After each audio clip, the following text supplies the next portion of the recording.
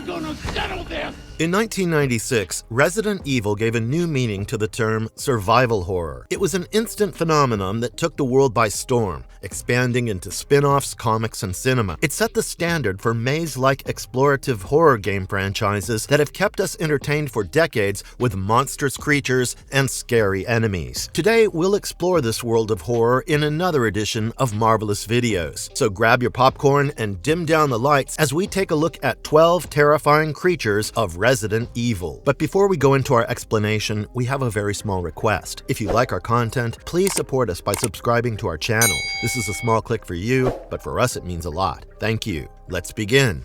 Licker. Earning their name due to the signature long tongues, they appeared for the first time in the second half of the year 1998. The scientists at Umbrella Corporation, who were working on developing bioweapons for military use, were working on T-virus to enhance soldiers. An unnamed strain of this virus infected some humans, which gave rise to the first generation of Lickers. The scientists initially believed that it was a wild side effect of the Tyrant Project and decided to study them by keeping them in the Nest, an underground laboratory in Raccoon City. The strain was very volatile and often caused accidental exposure and security breaches. On September 23, 1998, there was a leak at the facility that infected Raccoon City's water supply overnight. This resulted in tens of thousands of people being exposed to the virus, with a high probability of mutation into Lickers. Within a few days, the first colony of Lickers started to emerge, but it didn't resemble the modern version. They probably were in the earlier stage of their transmutation. Over the next couple of months, the second and third colony was reported,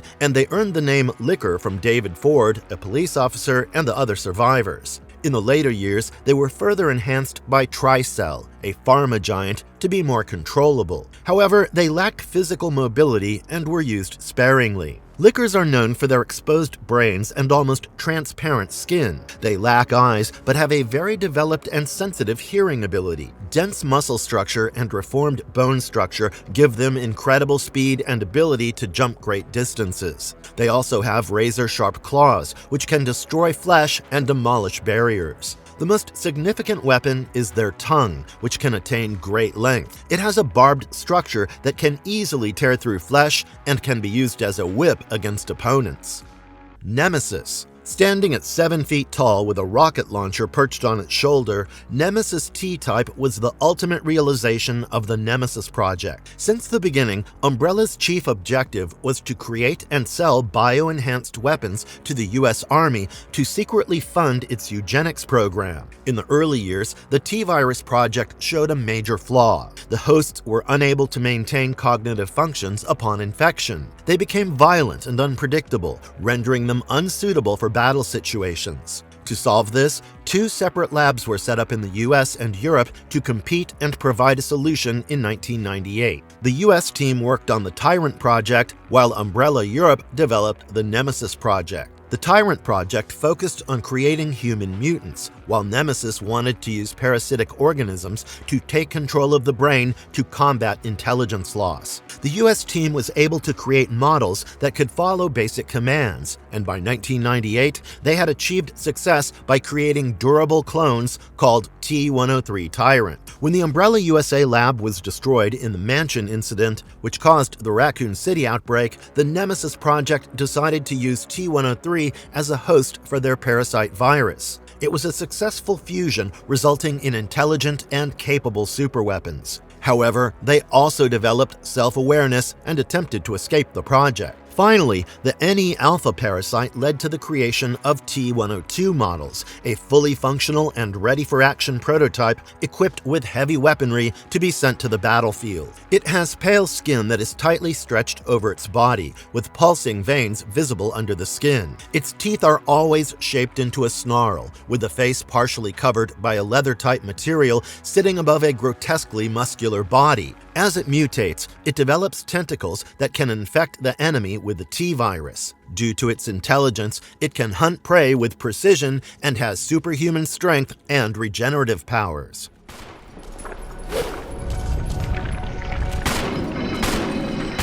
Lisa Trevor. Lisa Trevor was born in 1953 to George Trevor and Jessica, who owned a construction firm named Trevor and Chamberlain. The firm received the project to build the Spencer Mansion in the Arklay Mountains. Spencer was one of the co-founders of the Umbrella Corporation. So when Jessica and Lisa went over to the Spencer Mansion to stay as guests when invited, they were taken hostage and put to the test with the progenitor virus, the precursor to the T virus. Jessica could not survive the infection, as she was terminated as a poor result of the experiment when she tried to escape. Lisa survived the infection and even gained some superhuman strength, but her mental health started to deteriorate, and the sudden disappearance of her mother left her in a worse state. To mitigate this, a Spencer employee was tasked with impersonating her mother to keep her under control. One day, when her downfall reached a critical state and she realized that it wasn't her mother, she went into a violent hysteria.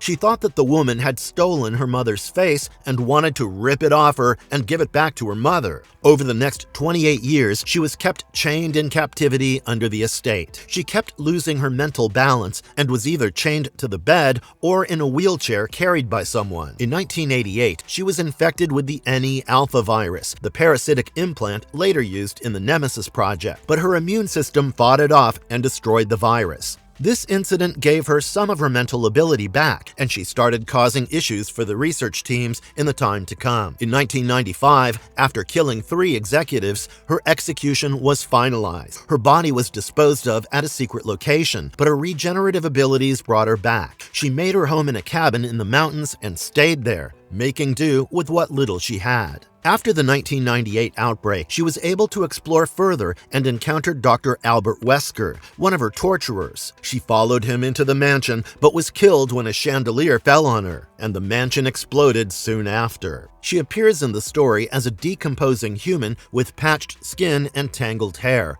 almost like a corpse. Her body is covered in scar and tissue damage due to all the experiments she underwent. She has some semblance of intelligence, which helps her navigate and use the environment around her.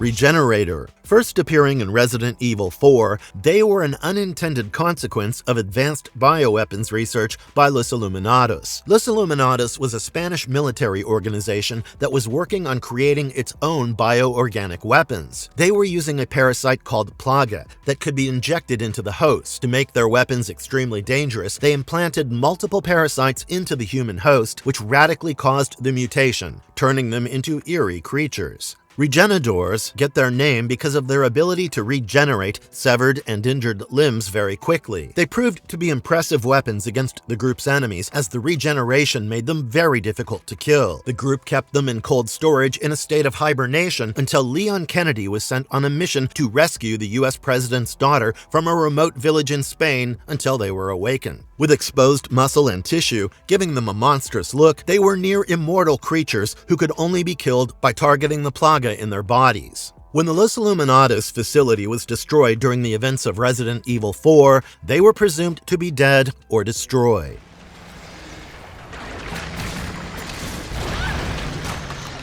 Hunter Gamma. Also known as the Frogger by the development team, the Hunter Gamma model was an attempt to recreate a failed experiment by the Umbrella US team. Dr. Marcus Lurker had failed to create an amphibian-based bioweapon, and then Umbrella Europe restarted the project 10 years later, developing the Hunter Alpha model of the US lab. During the 1998 outbreak, they were deployed to test their battle readiness. They were released in water treatment plants and sewers to attack survivors in these areas. The Hunter Gamma model had been designed by fusing human DNA into a fertilized amphibian egg with the T virus. It had a soft and slimy body with a mouth big enough to swallow a human being in one gulp. Due to its poor vision, it had highly sensitive hearing and smelling abilities, but these abilities came at a price. The lack of a strong exoskeleton, powerful claws, and lower intelligence made them easier to kill, which made them unsuitable for warlike scenarios. The lab deemed them as a failure and decided to destroy multiple batches of this variant. One researcher, who had grown close to them, decided to save some by bribing a sewer manager to keep a group of specimens to be trained and developed in the sewers. Friendly to the researcher,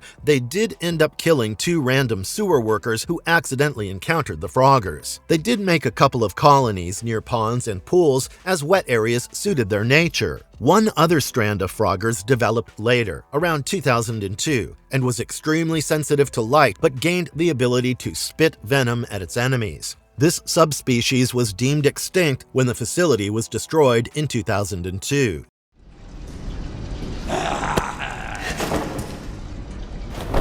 Jack Baker, one of the chief antagonists of Resident Evil 7 Biohazard, was a serial killer who, along with his wife and family, abducted and killed more than 100 men and women in Louisiana between 2014 and 2017. But he did not start this way. In fact, he grew up on a ranch along with his brother Joe and was an average guy who even served as a Marine in the 1980s. Later, he got married and had 2 children, Lucas and Zoe, with his wife Margarite. He was a family man who loved and cared for them. His troubles started in 2014, when, during a hurricane, he rescued a young girl named Evelyn from a wrecked ship and brought her home. Unknown to him, Evelyn was a bioweapon created through a dangerous hallucinogenic fungus called mold. As soon as the girl was brought home, the fungus started infecting the family, starting with Jack. Soon the entire family was infected and was under Evelyn's control. Zoe, the daughter, was slightly resistant to the mold and did not succumb fully to its effect.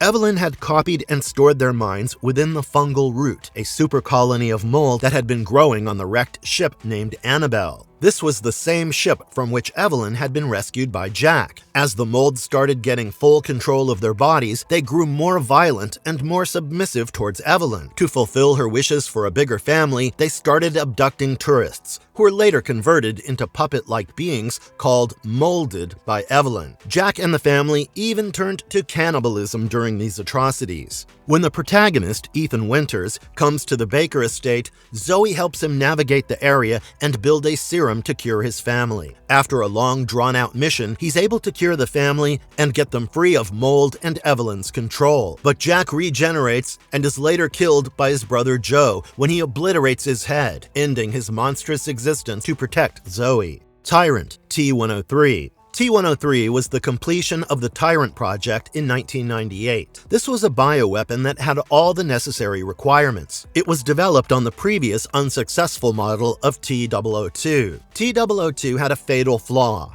After gaining awareness, it would go out of control and gain a sense of self, making it unsuitable for taking commands and following directives. T-103 surpassed this flaw and became the first mass-produced bioweapon from Umbrella Corporation to be used for protection, recon, and retrieval missions, as well as even assassination. It possessed a near-human-like intelligence and could fight effectively in battles. With a towering stature and pale, muscular physique, it was in its base form when covered in a long trench coat to limit its full mutation potential. When removed, it mutated into a super tyrant form, with large claws gaining significant speed and ferocity. This was the case during the Nest facility incident when a T-103 was assigned to eliminate Leon S. Kennedy and Claire Redfield in the Nest laboratory during their efforts to escape the city. It mutated into its super tyrant form after sustaining critical damage. Although T-103 was developed from T-002, it was named 103 to distinguish it from the previous generations most likely. It was discontinued. However, the success it showed paved the way for future stable bioweapons. As of today, no T-103 or any further model is known to be in production.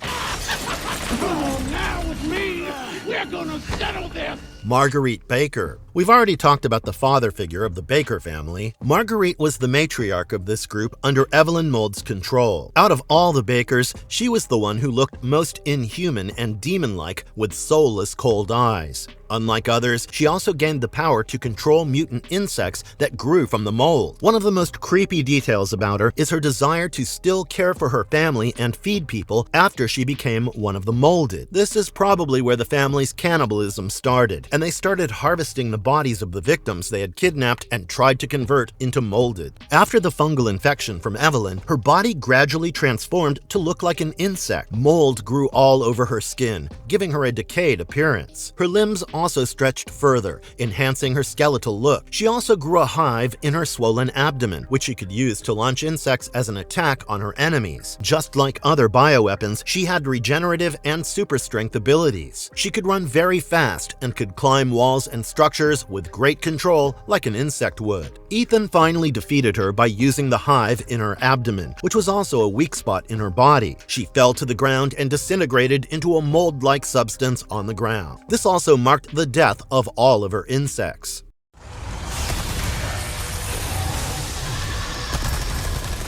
Verdugo, or Executioner in Spanish, made their first appearance in Resident Evil 4 and then its remake in 2023. Earlier, they were minor characters who were further explored later, giving them a solid origin and a bigger role in the overall story. They were made from Plagas-infected human DNA and an insect DNA by Los Illuminados to be used as bodyguards for Ramon Salazar, a high-ranking official of the group. Salazar was assigned 2 Verdugo bodyguards. One of them fused with Ramon himself later in the story, while the other continued to serve its master, known as his right hand. Verdugo appears as a blend of human, insect, and reptilian features, giving them an alien look. They have strong exoskeletons that can withstand almost any bullet and even rocket launcher attacks. It has elongated claws and a whip-like tail that can tear through human flesh as well as concrete with relative ease. In the remake, we also see them carrying spears and even making a bident from a plaga biomass. Owing to their high intelligence, they're rather difficult to kill as they can strategize and maneuver very well to dodge attacks. They can be subdued for a little while using nitrogen. However, they can be defeated by repeated attacks, which ultimately weaken their exoskeleton. If not engaged, they are presumed to be dead when Salazar's underground facility is destroyed in the game.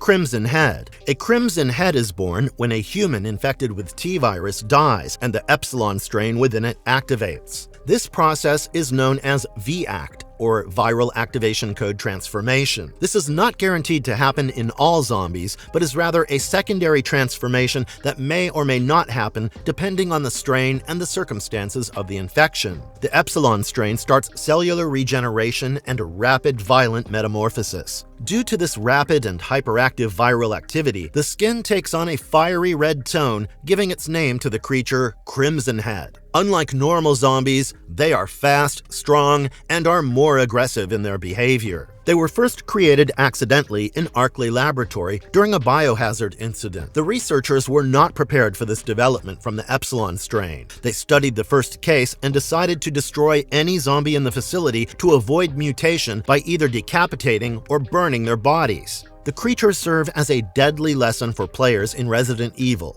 If a zombie's body is not destroyed through incineration or by removing its head, it may resurrect as a Crimson Head. This gameplay mechanic introduced a layer of strategy and tension, forcing players to carefully manage resources and decide whether to risk leaving corpses behind.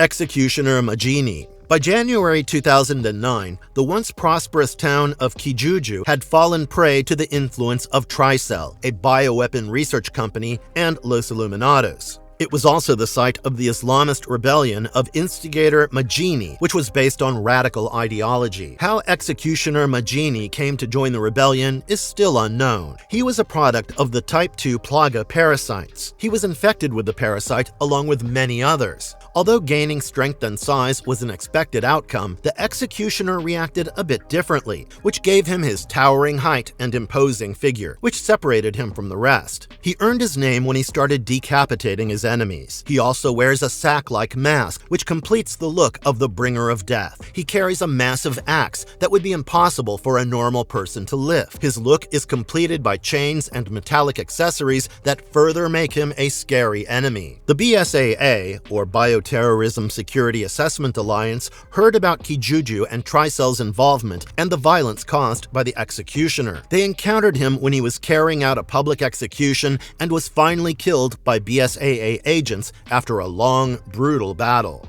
Cerberus. Pronounced as Cerberus, it was named after the mythical three-headed dog of Hades, lord of the underworld. In the 1980s, when the beta strain of the T-virus was developed, Doberman dogs were selected to test its effectiveness because of their long history in military and law enforcement scenarios. The experiment worked. It gave the dogs a ghastly skeletal appearance while maintaining strong muscular integrity and an elevated level of aggression and violence. They were regularly tested and trained in the Arkley Laboratory courtyard, but when the T-virus outbreak happened in 1998, some of them escaped the facility and formed packs in the Arkley Mountains. Without their handlers, and filled with feral rage, they started attacking hikers and other civilians who made the mistake of stepping into their area. They even survived the mansion incident. Exactly how many Cerberus dogs have survived is unknown. However, they set the stage for the unintended consequences of bioweapon development.